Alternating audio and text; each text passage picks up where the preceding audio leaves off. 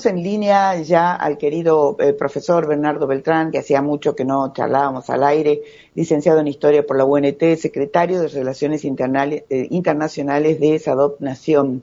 Bueno, hay toda una persecución de las ultraderechas regionales, me refiero, nos estamos refiriendo, ¿no es cierto?, a América Latina, a los gremios en general, a los sindicatos en general, pero en particular a los gremios docentes, por eso es la convocatoria hoy a Bernardo, y se han formulado denuncias concretas en la Internacional de la Educación que me contaba Bernie, han estado reunidas en Brasilia.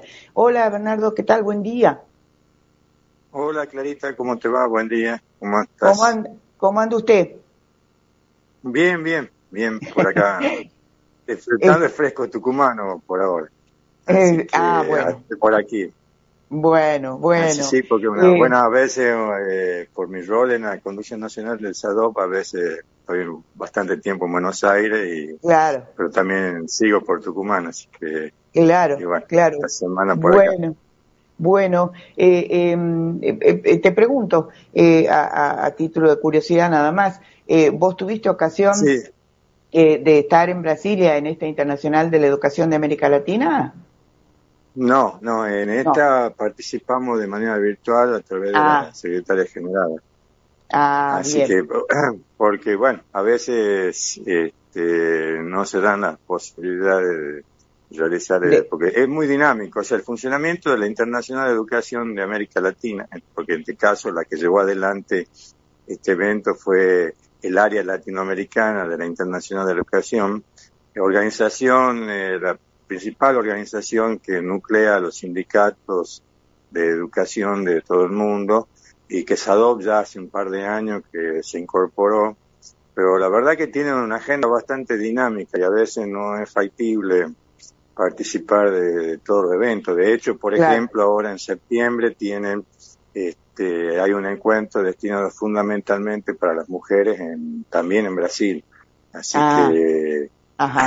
Y también hay mucha actividad de manera virtual, así que hoy por hoy ya se está generalizando esto de que si no podés presencial, también podés participar de manera virtual, así que forma parte de las nuevas dinámicas.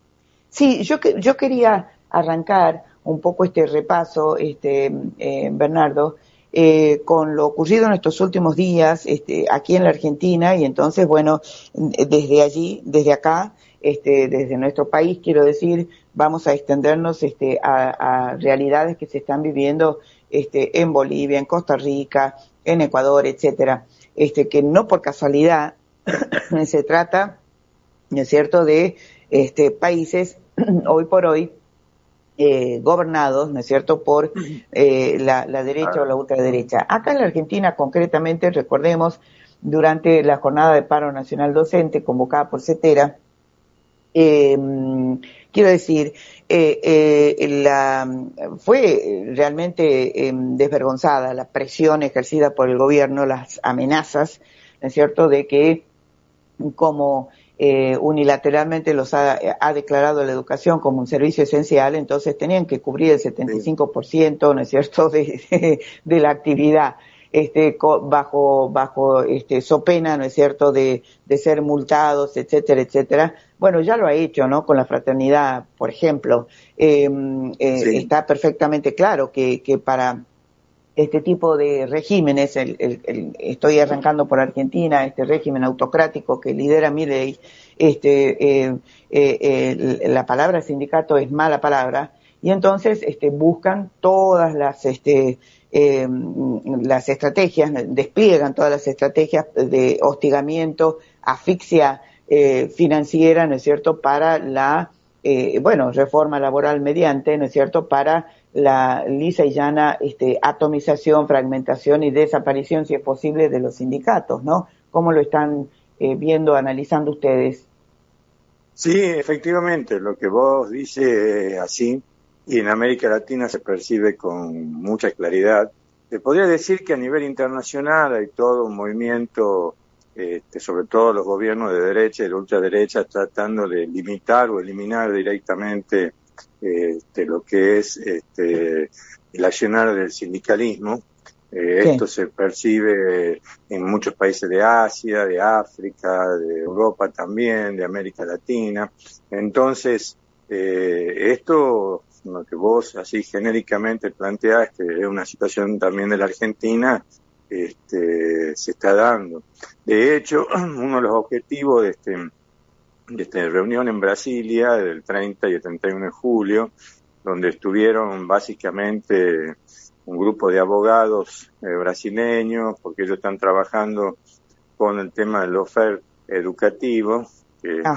Nosotros conocemos más ese concepto a nivel del lawfare de la justicia o dedicado a los líderes políticos, a los presidentes, sí. Así que, pero sí. También esto se ve a nivel de la educación y pasa por distintos niveles. Uno que está destinado a generar presión sobre el docente y otro directamente a la organización sindical.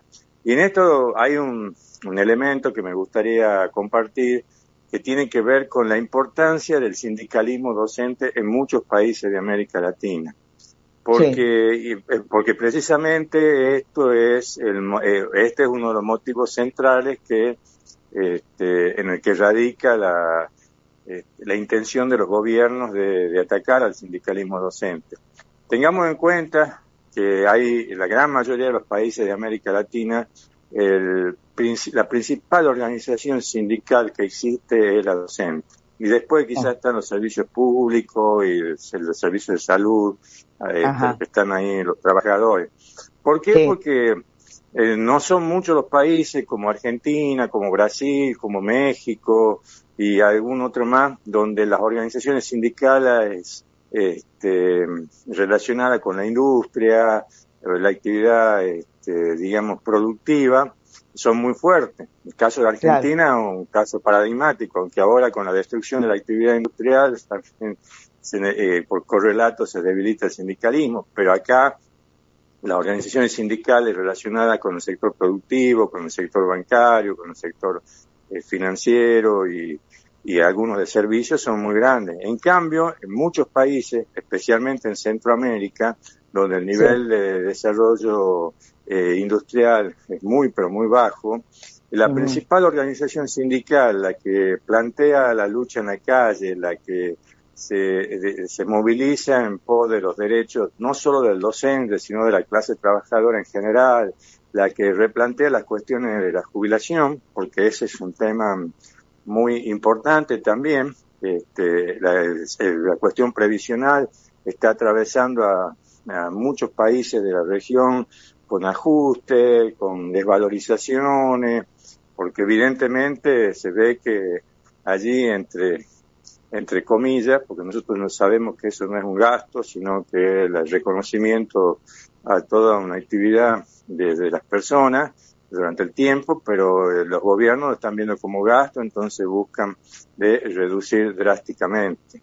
Así que en este sentido, el sindicalismo docente, al ser una de las principales organizaciones gremiales que nuclea, que tiene organización y llega a casi todos los países, o sea, y a todo el país, porque existen escuelas con sus más y sus menos en todas las regiones de América Latina, hasta en las regiones más humildes. Entonces, el lugar de organización más significativo que existe es que está ligado a los docentes. Entonces ahí tenés uno de los elementos centrales por el cual los gobiernos de derecha y de ultraderecha están persiguiendo al sindicalismo docente. Si querés desactivar la protesta social, tenés que básicamente ir a los sindicatos más organizados y más fuertes, claro. Y normalmente en muchos países son los sindicatos docentes. Claro. Claro, eso me parece a mí, ¿no? Vos me dirás, este análisis, este señalamiento que vos hacés, ¿no? Es fáctico, podríamos decir, en el sentido de del volumen, ¿no es cierto? Volumen político que tienen los sindicatos docentes en general, pero iba a decir, también en lo político ideológico, ¿no es cierto? No son casuales, a pesar de que muchos, me parece a mí, estoy dando mi opinión, muchos se equivocan cuando se refieren a Milei como el loquito, etcétera. No, esto es nado sincronizado, ¿no? De el sometimiento así a ciegas, que lleva adelante Milei con respecto a Trump y a Estados Unidos. El nado sincronizado, digo, ¿es cierto?, cuando habla y cataloga a estudiantes y profesores, etcétera, etcétera, como terroristas, ¿no? Porque la educación, los docentes, nada más y nada menos, ¿no? Son los llamados a construir pensamiento crítico. Y eso es un arma intelectual, ¿no es cierto?, letal para este tipo de regímenes. Así es. De hecho, otro nivel de ataque hacia la docencia está en lo que es, nosotros genéricamente la conocemos como libertad de cátedra. Se ha dado en la Argentina y en muchos países donde los gobiernos están restringiendo las posibilidades de un docente de opinar libremente en el aula o de trabajar con ciertos temas. De hecho, aquí hemos tenido varios casos de denuncia por parte de alumnos que decían que eran docentes que hablaban de cuestiones ligadas a la izquierda, al comunismo. Bueno, esto no solo se da en Argentina, sino también se da en muchos países de la región. Entonces, también a ese nivel se produce todo un cuestionamiento. Y hay una situación grave que sobre todo se está viendo en algunos países de América Central y que está en Ecuador. Ecuador tiene la muerte por acciones violentas en el último año de 10 docentes. La verdad que y en eso hay una preocupación muy profunda de la organización sindical de la región y especialmente la ecuatoriana, porque el docente también se ha transformado en un referente de resistencia en muchos lugares hacia el crimen organizado, hacia el narcotráfico, con el simple hecho de tener un discurso de aliento a la vida, de que generar expectativas positivas en los alumnos, y entonces el crimen organizado también en muchos lugares, sobre todo en lugares más humildes o periféricos de grandes ciudades, están también atacando al rol docente, porque lo ven como un estorbo, como un escollo para el desarrollo de toda su actividad delictiva. Entonces tenemos distintos niveles de acciones, una por el Estado y otro por organizaciones a quienes molesta el rol de la docencia, que están poniendo en jaque al docente y a su organización sindical. Y todo esto genera un escenario que desde las distintas organizaciones que nuclean el sindicalismo docente, en este caso la Internacional de la Educación, se está buscando que se visibilice, que la sociedad en general tome conciencia de la importancia de la tarea docente, ¿no? Los otros días, perdón, estaba muteada, los otros días, justamente hablando con Sonia Aleso, le decía yo un poco en broma, un poco en serio, bueno, después de este paro, de no haberles podido torcer el brazo, que la medida de fuerza se llevó adelante nomás, le decía yo a Aleso, bueno, falta reeditar la otra carpa blanca, ¿no? Y en relación directa, vos me compartiste material que solo voy con títulos nada más, pero en relación con esto que estás vos explicando, en el caso de Costa Rica, por ejemplo, concretamente, los sindicatos de la educación han denunciado esto que vos decías, el intento de restringir la libertad de cátedra, ¿no es cierto? Han sacado el gobierno costarricense ha sacado una circular, no es decreto, una circular, dice, para garantizar la neutralidad político-ideológica, evitar el proselitismo en los centros educativos. Bueno, es lo mismo que ha alentado el gobierno mileísta acá, en la Argentina, ¿no? Exactamente. Sí, la construcción de un discurso general, o sea, la derecha en este sentido está bastante organizada y articulada. Y además en Mm. algunos lugares ha ido más lejos. Durante el periodo de Temer y Bolsonaro en Brasil han creado las escuelas cívico-militares, por ejemplo, Ajá. que no se generalizaron más, porque hay creo que un centenar en todo el país, en todo Brasil, porque hubo una fuerte resistencia de las organizaciones sindicales, sobre todo brasileñas, a este modelo y a escuelas que terminaban siendo administradas por ex militares o militares retirados, entonces dándole una impronta bastante autoritaria, porque ni siquiera un esquema como el que nosotros conocemos del liceo militar, donde hay una elección, si se quiere, libre de Claro. parte de los padres, de ese tipo de formación. Aquí era escuelas estatales fundamentalmente y algunas privadas que adoptaban